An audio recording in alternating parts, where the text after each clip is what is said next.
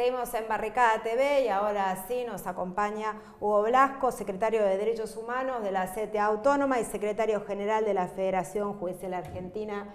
Bienvenido a Barricada TV. La idea es conversar con él un poco sobre el contexto de estos meses de ajuste del gobierno de Mauricio Macri. Así que si ustedes quieren hacer alguna pregunta, enviar un comentario y acompañarnos en este debate con nuestro entrevistado del día de hoy, nos pueden mandar un mensaje por WhatsApp al 156-662-5708.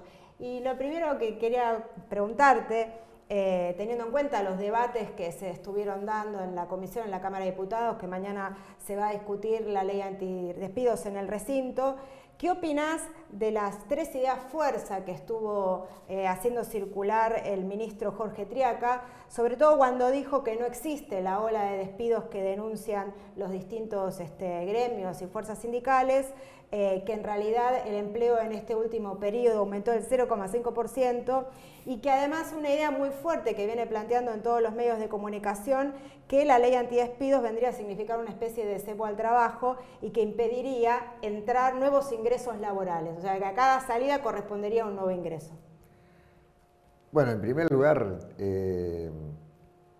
negar que hay una cantidad de despidos muy significativa en los últimos meses, que no se originó en el último mes de diciembre, pero que se incrementó exponencialmente, es una realidad que está a la vista de todo el mundo. Si el gobierno no lo quiere ver, o mejor dicho, si el gobierno se niega a reconocerlo, es otra cuestión. Que incluso ese argumento entra en contradicción con esa puesta en escena del presidente reunido con algunos empresarios muy caracterizados de este país, firmando un acta acuerdo por el cual se comprometen a no despedir trabajadores. Algunos de los que firmó ese acta acuerdo al día siguiente en sus empresas despidieron trabajadores, así que fue toda una, como decía, una puesta en escena. Hasta ahora, escuchándole al presidente, que mucho no habla, porque cuando habla se le entiende poco, porque tiene un discurso bastante primario el hombre, pero sus funcionarios, sobre todo sus espadas más filosas, yo no escuché a ninguno argumentar por qué motivo esta ley atenta contra la ocupación. Sinceramente, puedo hacer especulaciones, puedo deducir, ¿no?, por qué lo puede decir, pero no hay una sola línea argumentativa que explique por qué motivo una ley que dice que durante un lapso determinado de tiempo las patronales están inhibidas a través de una ley expresamente, tácitamente, expresamente, de despedir trabajadores, porque eso no puede generar empleo. Porque en realidad, si hay tantos inversores interesados en poner sus dinerillos en la Argentina, si hay tanta gente bien intencionada del mundo, ¿no?, que es el discurso del gobierno, que quiere invertir en la Argentina y que esas inversiones traen aparejado creación de puestos de trabajo, yo digo, en todo caso no colisiona con una ley que dice que al personal que lo va a tomar por un tiempo determinado no lo va a poder cesantear porque la ley se lo prohíbe. Y si va a ser tan venturoso el futuro argentino en materia productiva y por lo tanto en generación de empleos, ¿por qué motivo tanto temor a una ley cuando generalmente los despidos, de acuerdo al común de los empresarios en la Argentina, se deben a merma en la producción, casi situaciones de quebrantos en las empresas, etcétera, etcétera? O sea que para disminuir costos echan gente. Por eso digo, me parece que se trata todo de un relato que intenta ser convincente, pero que en realidad se choca muy mal con la realidad. Hugo, uno de los argumentos que da el gobierno de Macri es la ley de empleo joven, ¿no? Es sí, uno de los argumentos que tiran sobre la mesa, como si anulara también esta idea de que es un cepo al trabajo, como, no sé, una cosa no tuviera que ver con la otra, ¿no? Sí. Te quería preguntar, hoy tuvo media sanción en el Senado, mañana pasa a diputados. ¿Qué expectativas tienen ustedes con la votación dentro de diputados y los dichos ya concretos de Macri de que va a vetar la ley?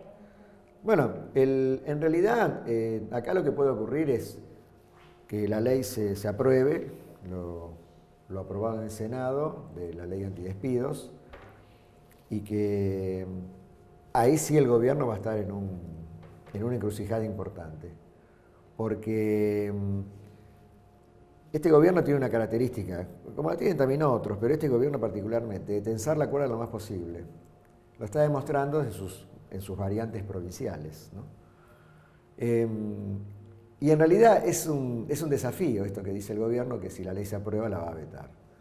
Es factible que lo haga. Ahora, lo que tiene que tener en cuenta es que al menos hay un sector muy importante de las centrales de trabajadores, quizás no todas hoy, pero sí la mayoría, que hemos anunciado, la CTA Autónoma lo ha anunciado a través de su secretario general, Pablo Micheli, otras también han dicho lo mismo, que si esa ley es vetada, o sea, otra vez está el conflicto en la calle.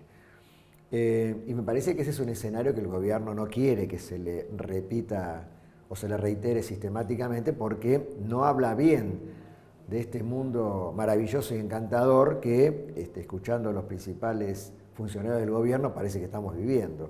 Así que a mí me parece que el gobierno realmente desafía y muy fuerte. Básicamente yo creo que es un mensaje para los legisladores. Sabemos que lamentablemente las representaciones genuinas de los trabajadores en el Congreso es muy reducida, muy reducida.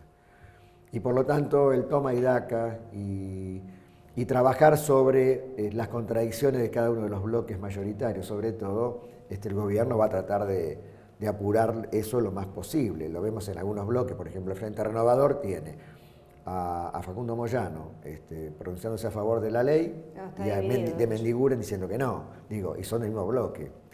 Y yo creo que eso se reitera en casi todos los bloques, salvo, insisto, en aquellos donde hay representantes de los trabajadores o de versiones de izquierda que obviamente están a favor de la ley antidespidos, porque además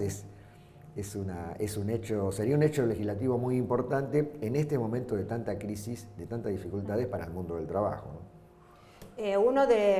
Recién planteabas un escenario de muchos conflictos que en realidad es una continuidad, ¿no? Que ya desde diciembre para acá los conflictos atraviesan nuestra cotidianidad de forma permanente, y uno de los conflictos que ya lleva por lo menos 3 semanas o casi un mes de agudización es el de los judiciales en provincia de Buenos Aires. Así es. ¿Podés contar un poco? Bueno, hubo marchas, hoy hubo una marcha muy importante también. Si podés contarnos un poco cómo está la negociación con el gobierno de María Eugenia Vidal. Bueno, pareciera ser una cuestión distintiva de este gobierno, o de este color de gobierno, que es la no negociación. María Eugenia Vidal se reunió con los sindicatos estatales, entre ellos la Asociación Judicial Bonaerense, que es el sindicato de judiciales de la provincia de Buenos Aires, el 23 de diciembre. Se comprometió a que la primera quincena de enero iba a haber una nueva reunión para seguir hablando sobre cómo plantear y estructurar la negociación salarial. Los compañeros de provincia de Buenos Aires fuimos convocados recién después de la segunda quincena de marzo. En ese interín hubieron medidas de fuerza con algunas movilizaciones reclamando por la convocatoria.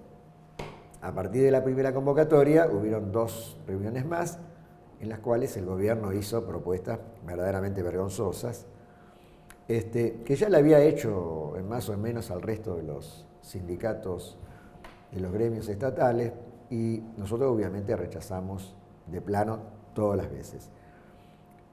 Hace un par de días se cumplió un mes de la última reunión, es decir, que desde hace un mes no hay ningún tipo de diálogo, de contacto, nada con el gobierno, entre el gobierno y el sindicato de los trabajadores judiciales de la provincia de Buenos Aires. En las últimas semanas han habido paros de 48 horas, en las últimas 15 días 72 horas, con movilizaciones aquí a Capital, incluso a la Gobernación, al Ministerio de Economía, y lo que observamos, hoy fue la última, hoy al mediodía, es una participación cada vez más importante de trabajadores judiciales de toda la provincia en las movilizaciones, más allá de que el paro es total en todas las dependencias de la provincia de Buenos Aires. De manera tal que, si ese es el escenario que la gobernadora Vidal con el que acepta convivir, realmente estamos en problemas todos los bonaerenses, porque no es solamente con el sector judicial que tiene problemas.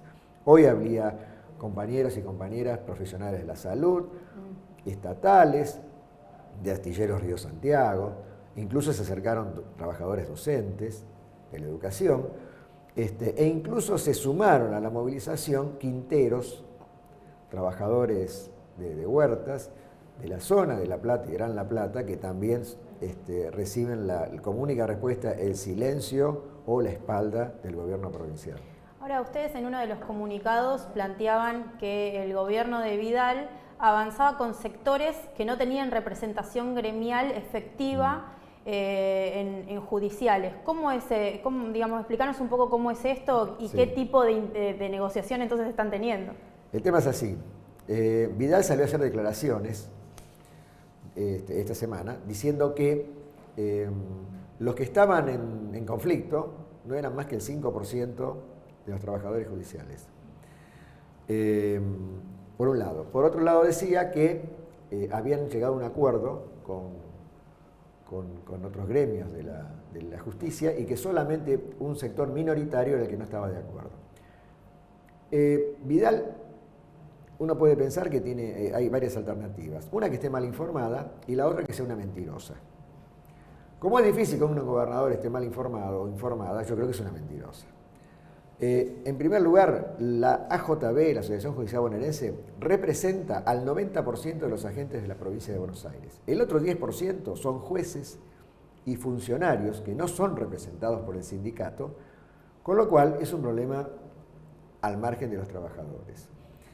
Ella se ha reunido, y lo viene haciendo muy sistemáticamente, o también funcionarios, ministros de Justicia, de Economía, con magistrados, representantes del Colegio de Magistrados, que en realidad es una asociación civil, no es una asociación gremial.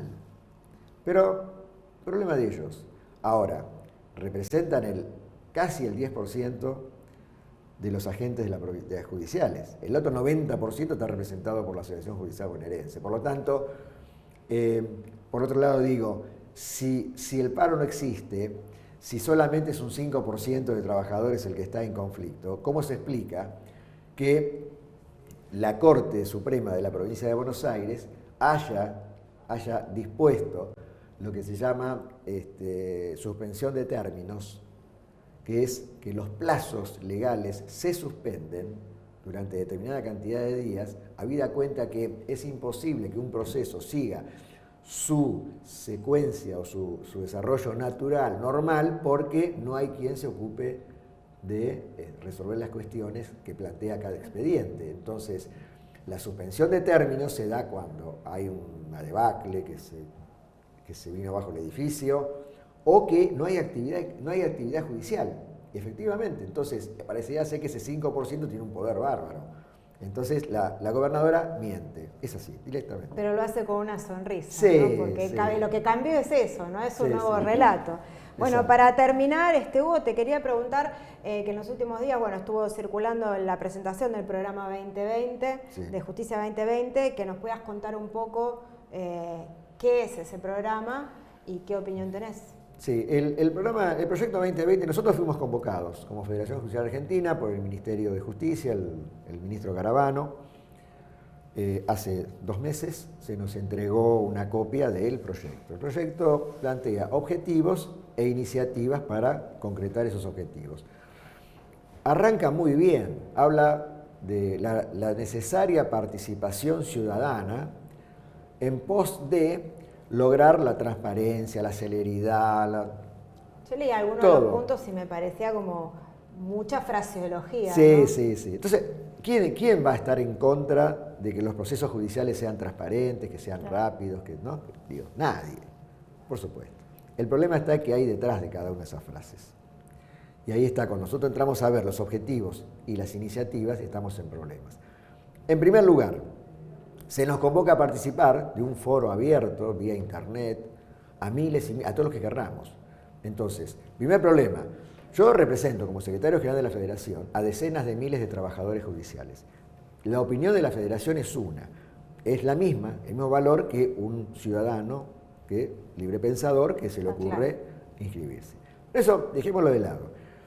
El otro tema es que nos convocan para discutir una serie de cosas, pero el Ministerio de Justicia ya mandó al Congreso 6 proyectos de ley, entre los cuales hay 2 que son muy, pero muy importantes, que son la modificación del Consejo de la Magistratura Nacional, ni más ni menos, y la modificación de la ley del Ministerio Público. Explicaciones.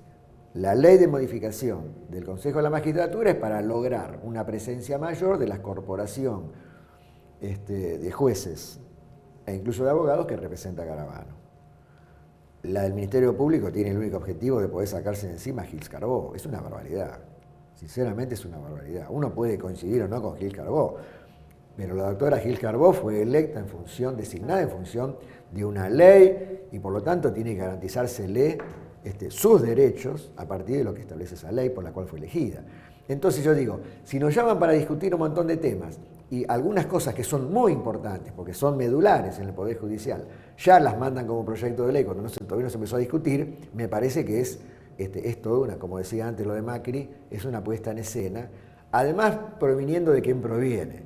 Sí, te invitan a discutir cuando está todo más o menos resuelto. Claro, pero además no nos olvidemos que Garabano, yo no lo voy a cuestionar como persona, pero el doctor Garabano ha sido un importante funcionario de Fores, que es una fundación creada en el 77, al calor de la dictadura militar, que asesoraba legalmente a la dictadura y que además siempre ha tenido y sigue teniendo una visión de la justicia que nosotros no compartimos para nada, muy alentado todos esos proyectos por el Banco Mundial, por el Consejo del Estudio de la Justicia de las Américas, o sea, todo el neoliberalismo metido en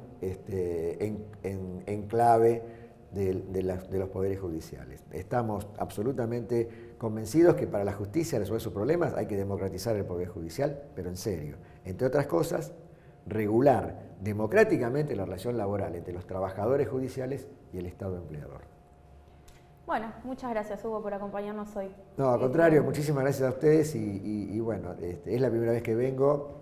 Esperamos que no sea la última. No, por supuesto, y aparte, bueno, y felicitarlos porque para nosotros los trabajadores es muy importante la construcción de medios alternativos, populares, porque realmente este colectivo de trabajadores no es lo mismo que otras experiencias que conocemos.